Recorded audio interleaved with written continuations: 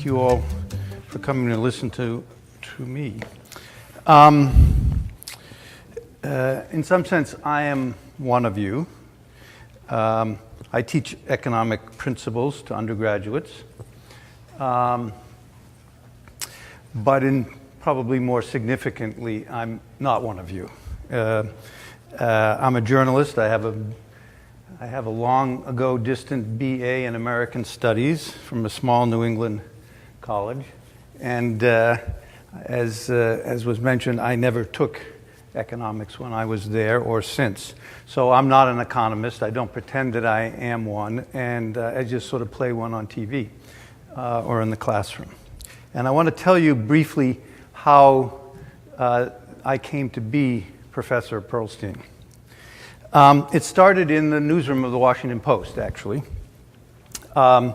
where I have a lot of colleagues, particularly back when I started, which was 30 years ago, who were Ivy League educated. And these colleagues had some pretty good beats. They covered the White House, they covered the Congress, they covered City Hall. There were a lot of foreign correspondence. And one of the things I noticed as a business and economics editor and then writer was that their reporting reflected a certain lack of familiarity with economic principles, which is a polite way of saying that they seemed to be economically illiterate. And so I began asking them, well, did you guys take economics when you were in college? And they mostly said yes. And so then I said, well, did you learn anything? And they said, well, I don't think I did, but if I did, I forgot it. And they had this feeling about, economics, which I'm sure you run into, where even among very smart people who this is, oh, that's that black box. I don't know. I'll never understand it. There's a sort of fear of it. So the ubiquity of this problem led me to believe that maybe there might be something wrong with the way economics is taught to people like them. They were almost all liberal arts majors who had no intention of going on in economics, but could have used, some basic understanding. Myself, you might say I'm homeschooled in economics, homeschooled by some of the best economists in the world, in fact, some of whom will be talking to you this weekend, actually. And that's a wonderful thing about being a reporter, particularly in the old days, particularly if you work for the Washington Post. You just call people up and you ask them questions and you ask them to explain things to you. And that's how I learned whatever it is that I've learned about economics. It's really not all that more complicated than that. I started out as a TV reporter at WGBH TV in Boston, where I covered business. Maybe some of you watch PBS News, and there's a guy named Paul Solman who does sort of economics lessons. Well, when Paul Solman went to Harvard for a Nieman Fellowship, I was the guy who was asked to replace him. So that was my beginning. I worked at Inc. magazine for a while as a senior editor, and then I became the Post business editor for a few years before becoming an economics reporter. And one of the reasons that I became an economics reporter was I was so frustrated as the editor of the business page trying to get the economics writers to write in a way that people might want to read what they write, that I said, well, look, I don't seem to be able to teach you to do this, so let me see if I can do it. And I've sort of been doing it ever since. Several years back, I got a call from a former colleague who had left the newsroom and started to teach at USC in the communications school, of which journalism is a part. And he said, look, I wonder if you might help me. I'm looking for someone to teach. We've decided that it's malpractice to send would-be journalists out into the world being economically illiterate in the world that we live in. That we don't think that's a good thing. And we've asked the economics department at USC if they could devise a special course for us to teach to our undergraduate students and graduate students because the students had sort of rebelled at having to take macro and micro, and they didn't like it, and they weren't getting much out of it. And so that, you know, as you can imagine, that rang a bell with me, like, okay, so now you're going on the right track. And I got sort of intrigued by that, and I went out and I talked with them and interviewed with them, and they actually offered me that job. But as it happened, I had what you might loosely call an agent principal problem, me being the agent and my wife being the principal. And anyway, I didn't take that job. And a few months later, I was talking to the president of George Mason, who was something of a mover and shaker in the business community around Washington, and he asked me what I was doing, and I told him this story. He was a former dean of a business school, and he said, "Would you come to George Mason?" I said, "Well, I might, yeah." Anyway, 4 weeks later, he offered me an appointment. The economics department would not give me an appointment. That might have had something to do with the fact that I didn't have a PhD. It might have had something to do that I wasn't a libertarian, but in any case, the public policy school, what is now the public policy school, the Schar School, gave me an appointment. So what I did was that I got, I knew so little about this, because remember, I hadn't even taken a course, that I got the 5 best-selling macro and micro textbooks, and I read through them, and I made a list of all the principles that they seem to introduce. And it was a long list. There's more than 100, maybe 125 and 130. And then I went through that list, and I took out all the ones that hadn't come up in my 30 years of writing about stuff. Because I figured if it hadn't come up in my work, for someone who's a non-economics major, for whom economics is something that it will inform their own occupation or themselves as citizens or as investors or consumers or whatever, that if it hadn't come up for me, it probably wouldn't come up for them. So I can't remember all of them, except I remember my favorite one, which was the indifference curve. I took that out. Now I know some of them might get shocked by that, but honestly, it doesn't come up much in real life. And then I actually added in a few things that I was surprised not to find. First of all, I didn't find very much economic history. And I didn't find much in the way of history of economic ideas. I didn't see much about the trade-off between equality and efficiency. I didn't see a lot of basic I/O concepts. There wasn't much about market failures, particularly asymmetric information or the aforementioned agent principal problem. And there wasn't a whole lot about the process of creative destruction. So I had my list. And now I said, I got to figure out a way how to do all of these principles in a way that seems interesting, meaningful, relevant. So I tried to come up, and I did come up with a set of what I think are big, interesting questions that would be relevant to people in later life as I said, as consumers or employees or citizens or students of some other discipline.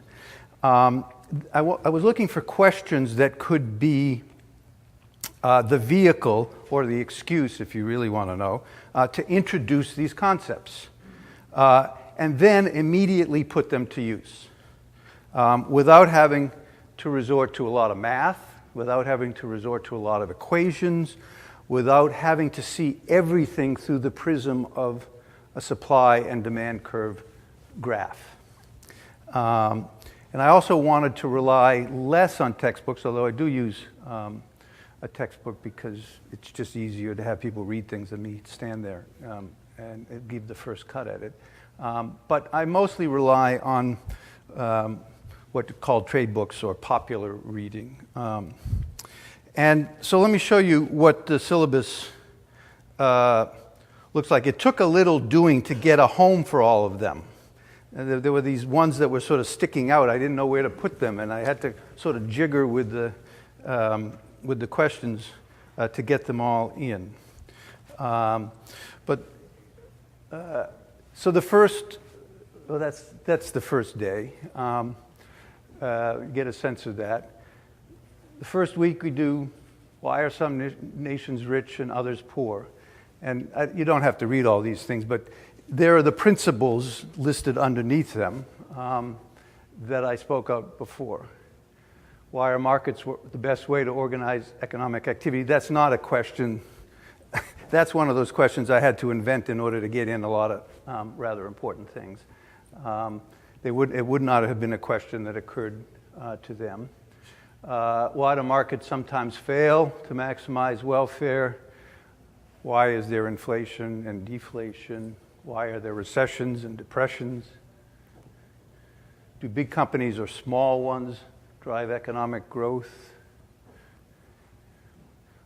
This is one that was sticking out. I didn't know what to do, so it had its own week. It's actually a pretty fun week. Why doesn't the airplane passenger sitting next to you pay the same as you do? Do taxes reduce growth and employment? Is globalization good for America? Why does the price of healthcare go up faster than everything else? I could have used higher education, but I didn't. Why do we keep having financial crises? Why have incomes become so unequal? Are people rational in their economic behavior? And if economics is a science, why do economists disagree about so much? Obviously, these things were driven by both the fact that I was teaching in a public policy school and because I'm a journalist and I write about these things. It's what I know. So I showed this syllabus to the department chairman. Remember, I'd never taught, so I didn't really know what I was doing. Maybe some would say I still don't know what I'm doing, but in any case. And here, she had two reactions. One is, she was a political scientist. This is the course that she wished she had had when she went to college. And a lot of people still tell me that. The second thing she told me is that there's way too much material and too much critical thinking for a 100-level course. So I said, well, okay, well, I guess I can dumb it down a little bit and take stuff out. And she said, no, don't do that. I think it's better this way. And so that's what I did. It became a 300-level course. So it's an introductory course that's a 300-level course. And students find it actually quite challenging. There's a lot more reading than they're used to. I didn't realize, since I hadn't been at a university for 45 years, I didn't realize that you couldn't sign 5 or 6 books in the course of a semester. So I do, but I tell people that, and there's no papers. I tell them there's a trade-off here. There's no papers. Anyway, I teach it in a sort of lecture format, somewhat Socratic. Every week I start out, try to at 10,000 feet with a big question, then say, okay, in order to do this, we got to get in the weeds a little bit, and we go through some principles. We do some class discussion, occasionally some problem solving, and then at the end I try to come back to the 10,000 feet to the big question. As I say, no math, not many graphs, certainly no equations. There's a good reason for that, because I can't do that either. As it happens, I soon developed a pretty good relations with the economics department, who thought at first that they didn't want to have anything to do with me, and it turns out that we actually have developed a pretty good relationship, including with Tyler, who's going to be here later today. So much to the point that although this course was designed for non-majors, it's now cross-listed, and I now have 15 spaces for economic majors in the course. Some of them took it because they wanted a different philosophical point of view. Some of them took it because they thought, having had 6 or 7 or 8 economics courses, that this one would be really easy for them. And here's the thing. It turns out to be rather more challenging for them than they thought. And I thought you'd be interested in why that's so. Because they certainly were familiar with the principles. But even having taken all those courses, many of them still can't apply them and synthesize them in a way that can allow them to make policy choices or answer broad questions like, why do we have recessions? That sort of stumps economic majors. I'm surprised about that, but that is a question that sort of stumps them. Why did communism fail? Is public education a public good? And if it's not a public good, why do we seem to, every government, local government seem to offer it? The course was also successful enough with the students in the public policy school that we've now added a companion course that's taught in the spring. I teach mine in the fall now. And it's taught by a real economist. And she focuses on, again, she goes back and focuses again on the principles, but in a much more quantitative and graphical way. And now both courses are required for our undergraduate degree in public policy and public administration instead of the economics department's micro and macro courses. The one thing I have been terribly unsuccessful in is getting other people who teach economics interested in this way of teaching it at Mason or elsewhere, which is sort of why I was interested in coming to talk to you, in addition to peddling my book.